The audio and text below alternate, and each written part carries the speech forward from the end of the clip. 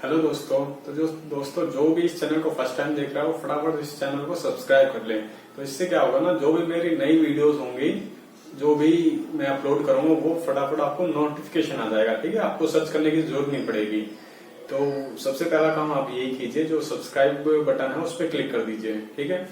तो friends, last class में हमने क्या किया था, जो ट्रायंगल है, त्रिभुज है, उसके कुछ प्रॉपर्टीज की थी। ठीक है, उससे जो टर्म्स रिलेटेड हैं, जो मीडियन हो गए या ऑर्थो सेंटर हो गए, एल्टीट्यूड हो गए, इन सेंटर हो गए, इन सब के बारे में पढ़ा था। ठीक है, आज हम नेक्स्ट करते हैं। उसका टॉपिक नेक्स्ट क्या है कि जो ट्रायंगल है, ट्रायंगल को कॉन्ग्रुएंसी का कंसेप्ट क्या है। ठीक है, कंसेप्ट ऑफ कॉन्ग्रुएंसी पढ़ते हैं। तो कॉन्ग्रुएंसी का मतलब क्या होता है, हिंदी में इसको श्रवण क्षमता बोलते हैं। ठीक है, जो बच्चे हिंदी मीडियम में हैं उनके लिए भी ये बहुत ज्यादा इंपॉर्टेंट है, क्योंकि मैं दोनों ही कराऊंगा, हिंदी इंग्लिश, तो किसी भी बच्चे को कोई प्रॉब्लम नहीं होगी।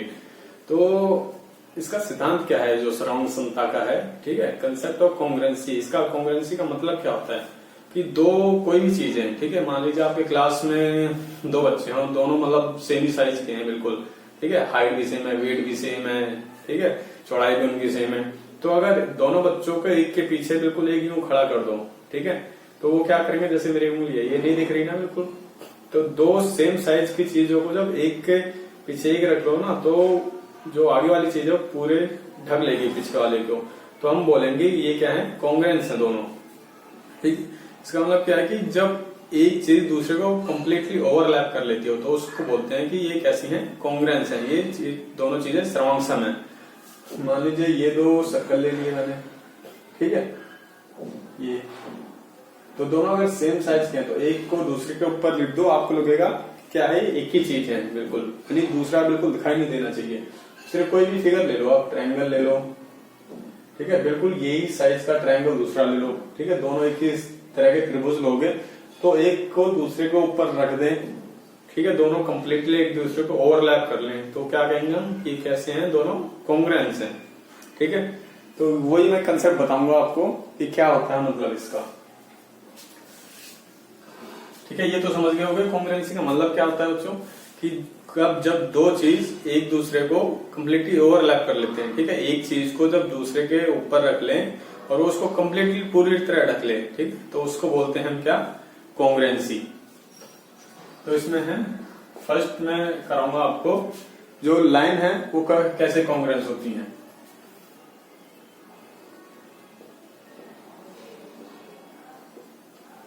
Congruent of line segment. ठीक है, इसका मतलब क्या है, आपके पास दो लाइन है, मान लीजिए एक ये है ए बी और एक ये है सी डी। ठीक है, मैं कहता हूँ ये 3 सेंटीमीटर है और सी डी भी 3 सेंटीमीटर है। ठीक है, तो दो लाइन सेगमेंट जिसकी लंबाई, जिसकी लेंथ बराबर होगी, तो उसको बोलते हैं line of segment are congruent. ठीक है, तो ये दोनों लाइन कैसे हैं, कॉन्ग्रुएंट हैं। क्लियर है बच्चों। दूसरा है कॉन्ग्रुएंट ऑफ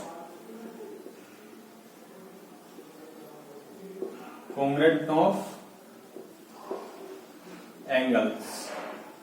ठीक है, ये क्या होता है बच्चों, मान लीजिए आपके पास दो एंगल हैं, ये ए बी सी।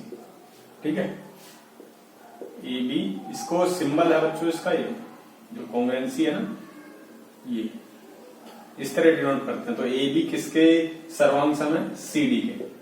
ठीक है, तो ए बी कॉन्ग्रुएंट है सी डी के, तो ये है आपका कॉन्ग्रुएंट का साइन है बच्चों। ठीक है, तो इस तरह आपको डिनोट करना है।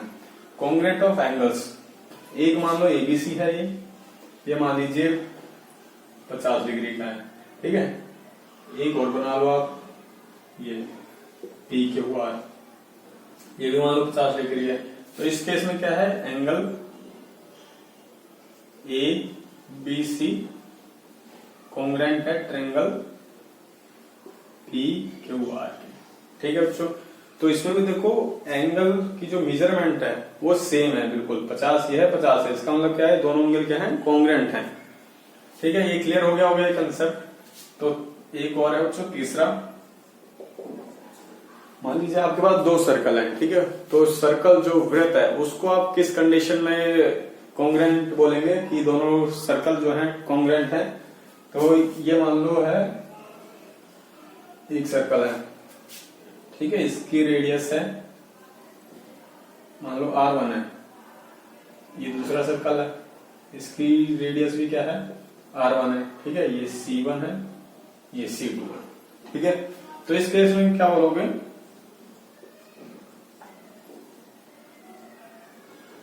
Congruent of circles. तो बच्चों दो सर्कल है आपके पास, उनकी रेडियस सेम है, इसका मतलब क्या है, दोनों क्या है, कॉन्ग्रेंट है, ठीक है।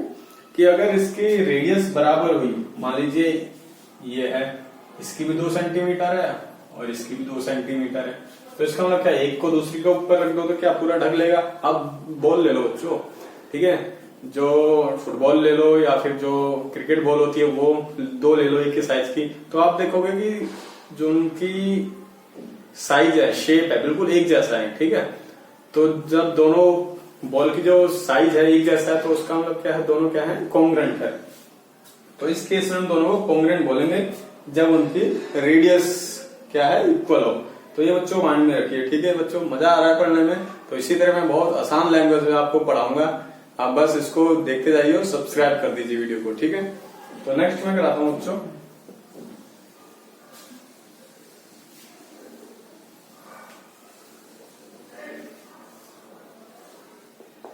मान लीजिए स्क्वायर है,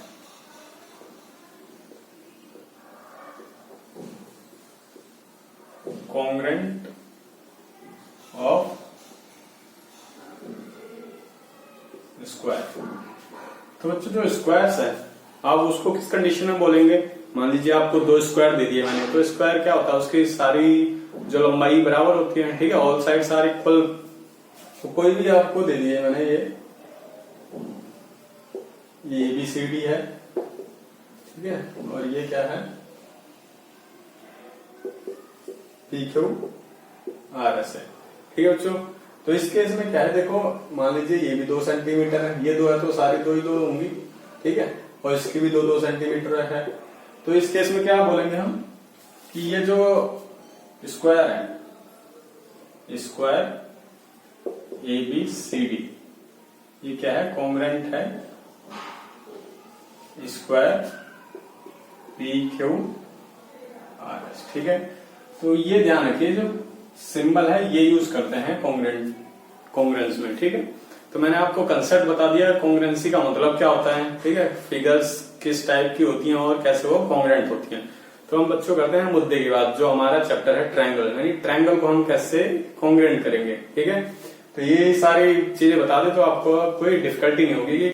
तो चलिए बच्चों, जो मेन चीज है हमारी कॉन्ग्रेंट ऑफ ट्रायंगल्स वो करते हैं, ठीक है। तो 2 ट्रायंगल को कैसे हम कॉन्ग्रेंट कर सकते हैं, तो इसका मतलब क्या होता है, मान लीजिए 2 ट्रायंगल है आपके पास, एक ट्रायंगल ये है ABC और दूसरा ट्रायंगल है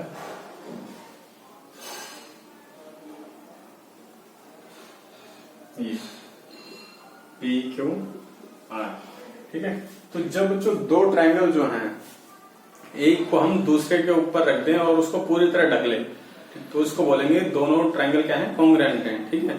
2 triangles are said to be congruent if one of them made to superimpose on others, ठीक, क्लियर है बच्चों।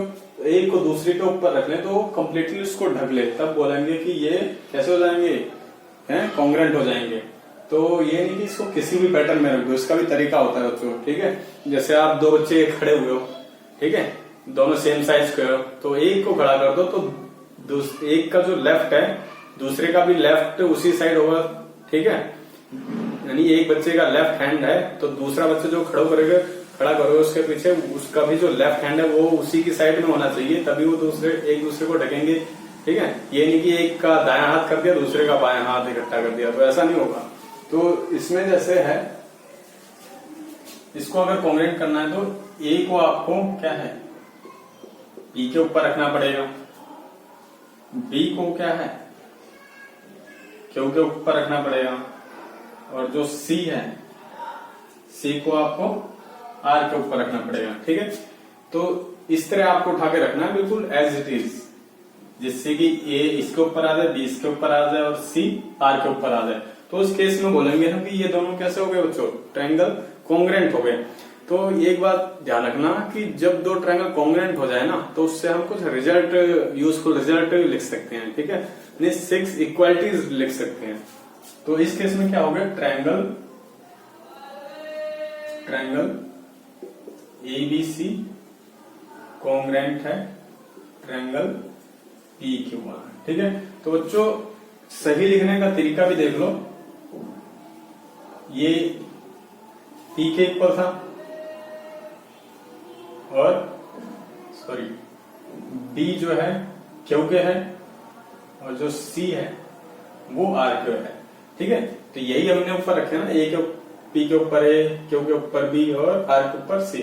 तो ये लिखने का सही तरीका है। तो इससे हम क्या लिख सकते हैं, यानी एंगल A बराबर हो जाएगा किसके, एंगल P के, ठीक है। एंगल B बराबर हो जाएगा एंगल Q के, एंगल C बराबर हो जाएगा एंगल R के, ठीक है। तो ये तो हमने लिख लिया एंगल। अब इसी तरह हम साइड लिख सकते हैं, AB इक्वल टू PQ, ठीक है, AB equal to PQ, BC equal to QR, ठीक है, BC QR के, और AC ये जो है ना, AC इक्वल टू PR, ठीक है। तो ये हम साइड में इस तरह से लिख सकते हैं। तो इसका मतलब क्या है, तो ये क्या है, इसको CPCT लिखते हैं। CPCT का मतलब होता है corresponding part of congruent triangle, ठीक है, corresponding part of congruent triangle.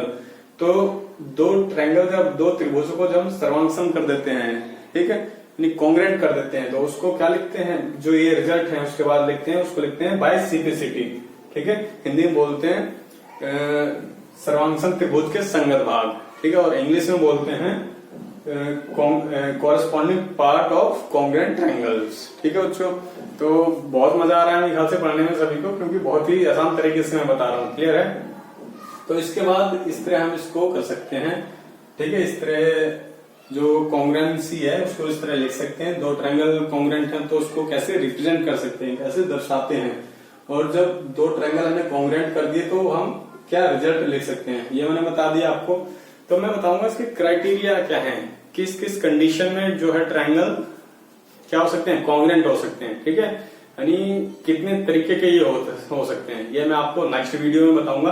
तब तक आप ये थोड़ा बेसिक कंसेप्ट है ना, ये अपने माइंड में सारे रखिए, जिससे कि मैं जो वो चीजें कराऊंगा ना नेक्स्ट वाली, ये फटाफट आपके दिमाग में आती जाएगी और आपको ज्यादा सोचना भी नहीं पड़ेगा, क्लियर है। तो फटाफट बच्चों क्या करें, सबसे पहला काम इस वीडियो को सब्सक्राइब कर दें, जिससे कि मैं नई वीडियो बताऊंगा ना, बनाऊंगा, तो वो आपको नोटिफिकेशन में आ जाएगा, ठीक है।